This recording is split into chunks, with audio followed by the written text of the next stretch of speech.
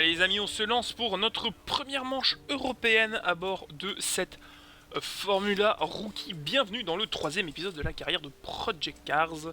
À Road tout le Mans, on va essayer de finir dans les 24 heures dans quelques temps. Mais avant cela, eh bien, il faut passer par les petites catégories, bien entendu. Et tout cela aura comme logique de participer à des divisions inférieures, comme la Formula Rookie par exemple. Alors nous sommes sur le circuit de Catalunya, on n'est pas sur la version complète du tracé, si j'ai bien vu. Nous sommes sur la version courte, la version club, qui est un petit peu différente. On va voir si la voiture sait se défendre maintenant qu'on est passé à un niveau un peu plus important. On est au niveau européen maintenant. C'est parti. Si vous voulez tous les détails sur cette carrière, je vous invite à aller faire un tour dans la section commentaires si vous avez des avis, et dans la section détails sous la vidéo. Et vous aurez bien sûr toutes les informations nécessaires pour la compréhension de cette carrière. Donc paramètres matériels, hardware, software, enfin tout ce qu'il faut. C'est là-bas. Allez, on est parti sur donc le petit tracé, la petite version du tracé de Catalunya. À noter que nous utilisons, voilà, la version, c'est ce que j'avais bien espéré, la version qui était utilisée par les Formule 1 en 94, jusqu'en 94, avant que le circuit soit retravaillé. Nous utilisons bien sûr l'épingle courte et pas la longue version réservée au Grand Prix moto. Donc voilà, on va essayer de chauffer les pneus et de faire un tour chauffer rapidement la voiture.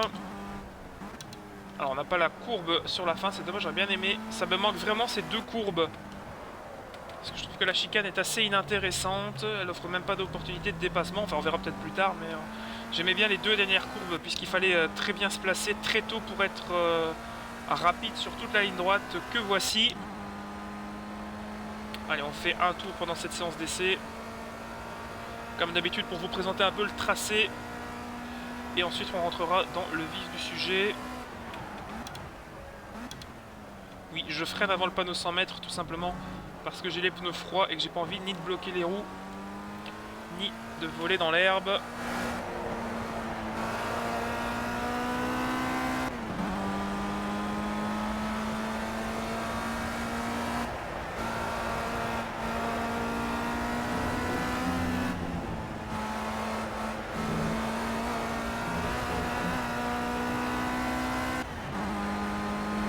L'enchaînement peut se faire en troisième sans problème. Ça me permet aussi de m'acclimater au tracé pour perdre un minimum de temps pendant les qualifs, en prenant part à cette petite séance d'essai libre. Alors ce Project Cars maintenant, j'espère que vous l'avez pris sur PC, que vous pilotez au volant, et que comment vous prenez pas mal de plaisir sur ce jeu.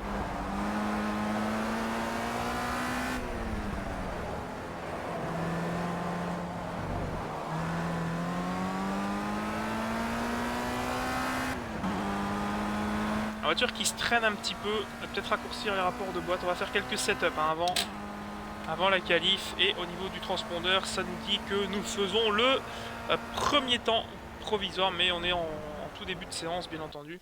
Il y a 10 minutes de séance, donc on va aller à la fin de la session et on va voir au niveau des chronos. Allez, on n'est que 4 dixièmes devant Tim Allan, le second. Alors il faudra apprendre les noms, hein, bien sûr, puisqu'on n'est plus face aux mêmes adversaires. Est-ce qu'on a le même équipier? J'aurais pu vérifier. Donc au niveau des réglages pour la qualification, météo, c'est nuageux. On va se lancer. Alors nuageux, j'espère que ça ne va pas se convertir en pluie. On avait évité la pluie à Snetterton lors du dernier meeting national, mais on avait quand même eu du brouillard. Alors c'est parti. Je sais pas régler la boîte, tant pis, parce qu'on n'était que 4 dixièmes devant notre adversaire, donc avec des pneus chauds on devrait réussir à faire la différence. Allez, c'est parti, un beau soleil qui nous accueille dans cette séance qualificative qui dure 10 minutes. Voilà, j'espère que le format aussi vous plaît. Le format des courses, le format des épisodes par week-end, la durée est correcte, ça suffit. Je peux vous poster plusieurs épisodes par semaine, plutôt que vous faire un gros pavé d'une heure une fois dans la journée. Ça permet de vous distiller un petit peu cette carrière et que ça devienne une série un peu fleuve sur la chaîne. C'est mon but, bien entendu. check un petit peu. Parce que j'ai reçu un SMS, ça ne se fait pas en vidéo, mais voilà. Navré, c'est important pour moi.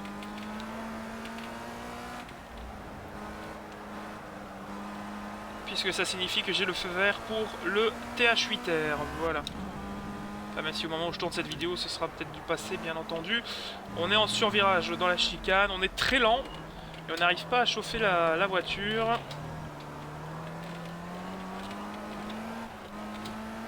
Ce serait bien que les pneus se mettent à chauffer. Allez, on va tenter déjà un premier chrono.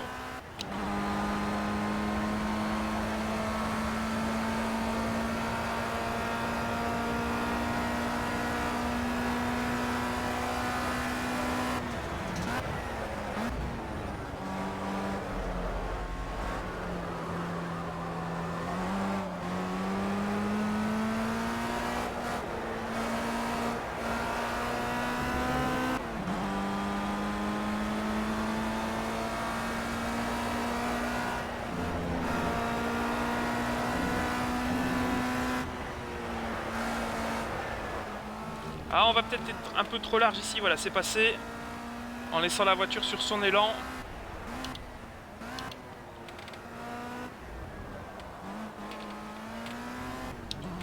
Alors c'est loin d'être un bon tour, je fais pas mal d'erreurs. On va essayer de se reconcentrer et enchaîner avec un deuxième tour plus rapide. Je suis plus à l'aise au niveau du grip sur la voiture.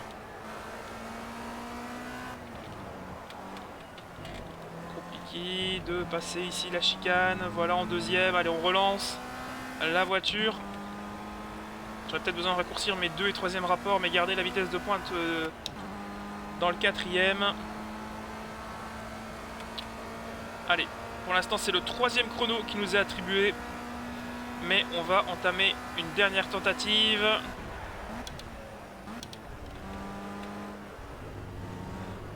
Allez, on est pas mal.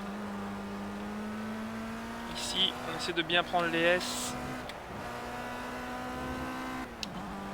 On améliore de 6 dixièmes, mais on n'a pas le meilleur premier secteur. On n'a pas eu l'information comme quoi on battait le record du premier secteur.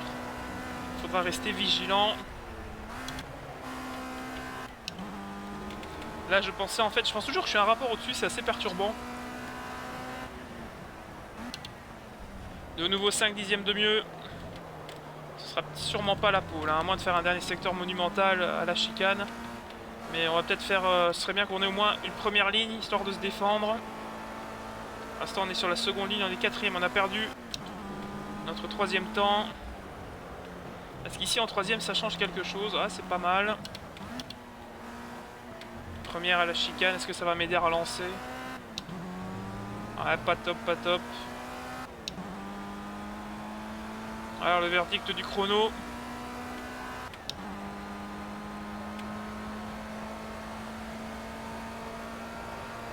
Et c'est la pole. Oh là là, on a fait un très bon dernier secteur. Donc petite surprise pour l'instant, pole provisoire. Et on vient de la perdre à l'instant. Ça m'étonnait aussi. Donc on vient de perdre la pole au profit de Frank Schmidt. Donc on va rentrer. Et on va aller à la fin de la session. Et le résultat des qualifs fait que nous sommes donc 2e à 6 centièmes de seconde. Assez disputé, hein. Donc on va entamer maintenant le premier round. Première manche. On va voir ce qu'on peut faire. Si on peut tirer quelque chose.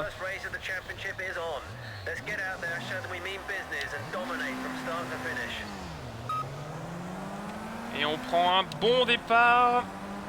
Et on est bien parti malgré qu'on soit du côté extérieur. Il va falloir faire attention à ce que l'IA ne vienne pas freiner à l'intérieur. Donc on va peut-être tout simplement aller protéger l'intérieur. Attention de ne pas se faire avoir à l'extérieur non plus. Voilà, on bloque pas mal. Difficile avec les pneus froids lors de ces premières parties de course, hein, à chaque fois.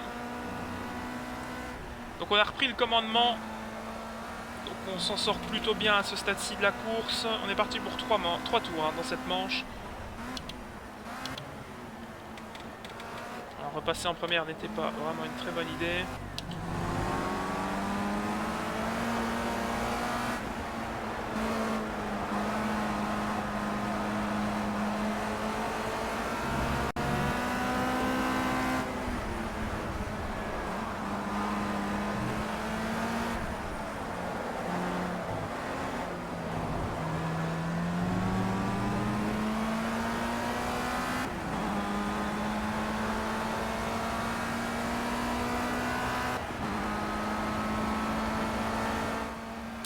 Et premier tour bouclé au commandement.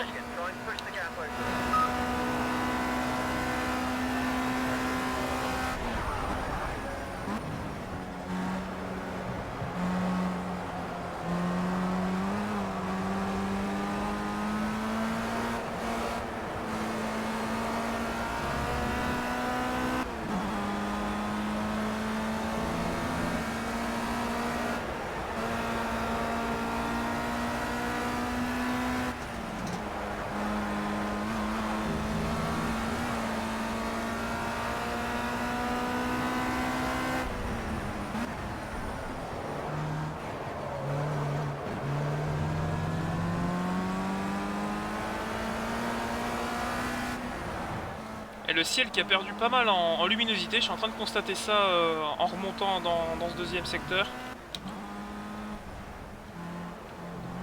C'est une piste bien plus sombre que ce qu'on avait tout à l'heure. Pas de vraiment menace de pluie, donc on va pas se tracasser outre mesure pour l'instant.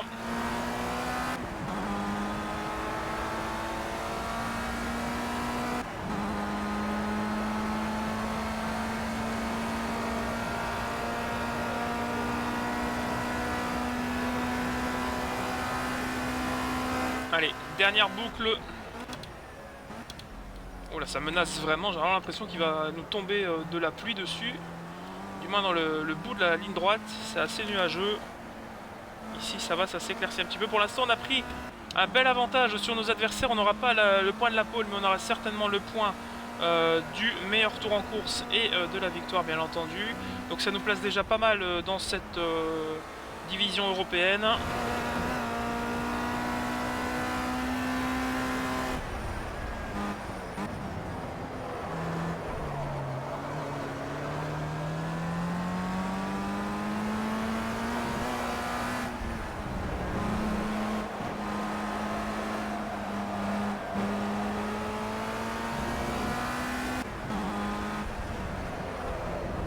On n'a pas encore eu de pluie hein, dans cette carrière, je suis en train de penser. Pour l'instant ça a été sec jusque là. Je pense que ça va pas tarder à changer puisqu'on a beaucoup de menaces depuis quelques meetings. Et on sort de la dernière courbe et on va aller récupérer notre première victoire en division européenne. Et c'est fait. Et on va accueillir la première victoire européenne donc de ce week-end et de ce championnat. Donc on va faire un petit point rapide sur le classement provisoire. Donc on est en tête pour 31 points, 27 pour Schmitt et au général. Schmitt qui prend le point de la pole et nous le point du meilleur tour en course qui fait donc 28 à 28 pardon, à 31. Deuxième meeting et là ça s'annonce déjà sombre donc c'est beaucoup plus menaçant que le nuageux de tout à l'heure. Regardez les conditions. Et c'est parti. On a bien lâché l'embrayage. Et on prend de nouveau un excellent départ. On a vraiment de la facilité à s'élancer. Cette fois-ci c'est la manche un peu plus sprint, un peu moins sprint pardon. Donc on est parti pour 5 tours de course. Je ne sais pas s'il y a quelqu'un à l'intérieur. J'ai pas osé refermer s'il était là malgré tout. Attention ici en deuxième dans le S qui est très compliqué de la remonter.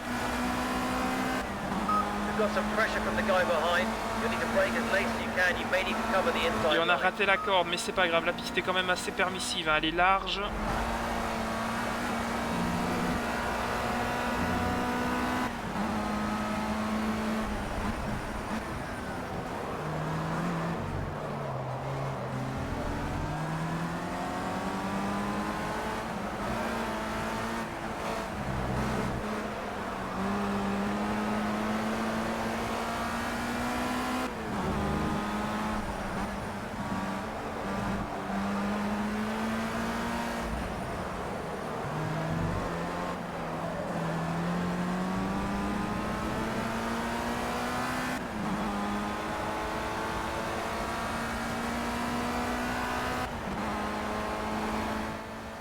Et premier tour bouclé au commandement.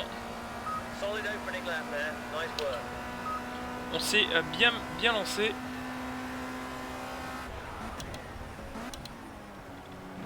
Donc je ne sais pas ce qui s'est passé lors du meeting de d'Oulton Park, lors du premier week-end où on est parti du fond de grille.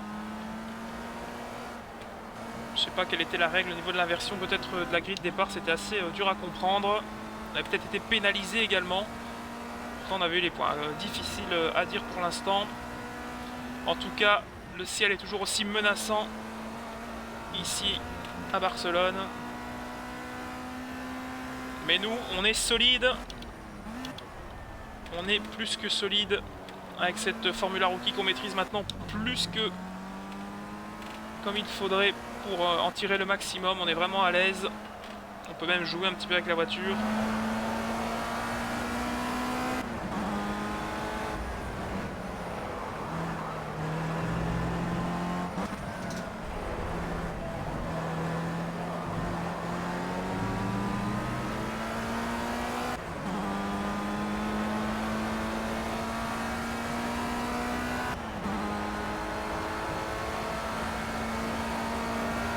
Alors, on passe dans le troisième tour, on est bientôt à la mi-course.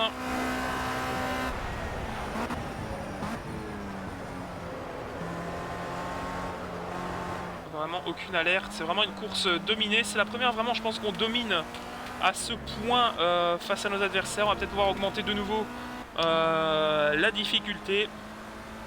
Peut-être monter à 88%. 90 peut-être, même aussi en qualification c'est disputé au niveau des chronos. En course on arrive à tirer notre épingle du jeu. Donc, je pense que pour la prochaine manche qui aura lieu, je peux déjà vous le dire, sur le tracé britannique de Donington Park, on devrait retrouver donc cette Formula Rookie pour un meeting à 2 manches. Ça risque d'être un peu plus folklorique, hein, Donington Park. Si vous connaissez le tracé, c'est vraiment un circuit très spécial. Puisque là il se passe des choses qui ne se passent nulle part ailleurs. Alors, on est allé un peu large, le soleil refait une petite apparition, c'est un peu moins brumeux qu'en début de course. Alors qu'on va entamer les 2 dernières boucles de ce deuxième affrontement de ce meeting espagnol. Allez, on passe le transpondeur.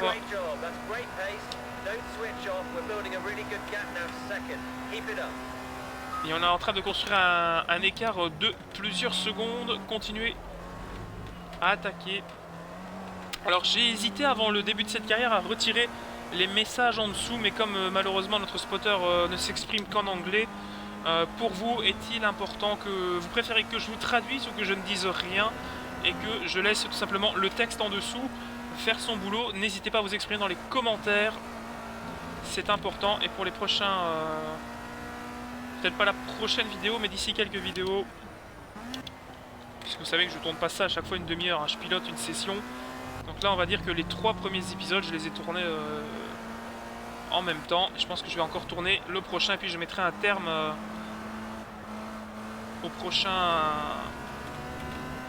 épisode, au prochain meeting. Oh là, alors que j'ai fait une petite bêtise, là je suis repassé en première. Je me déconcentre un petit peu. La piste chauffe, on sent que la voiture adhère un peu mieux. Et pour la dernière fois, on va passer la ligne droite des stands avant la présentation du drapeau à damier. Et on est plus que pas mal, hein, les amis. On a 6 secondes sur le pilote deuxième qui est donc Schmidt.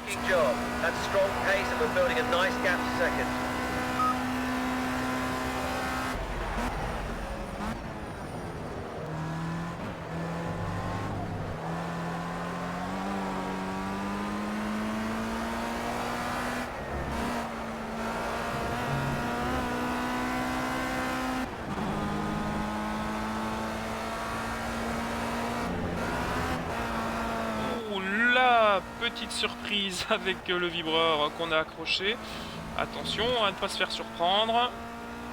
Alors je pense que le meilleur tour, vu qu'on a été pénalisé, nous reviendra tout de même. Lors des 2 tours précédents, on a été plus rapide, je pense, que le peloton. Donc c'est pas trop grave si on est pénalisé sur ce tour en termes de non-validation du chrono, on va dire. Le soleil qui commence, mine de rien, à taper. Et on est dans les derniers hectomètres de cette deuxième manche. Et on va prendre le dernier freinage de la chicane et on va relancer une dernière fois les gaz. Voilà sur le vibreur et dans la grande courbe. C'est fait, on va remporter notre deuxième manche, premier week-end à 2 victoires de cette carrière et on remporte la deuxième manche de ce championnat ici.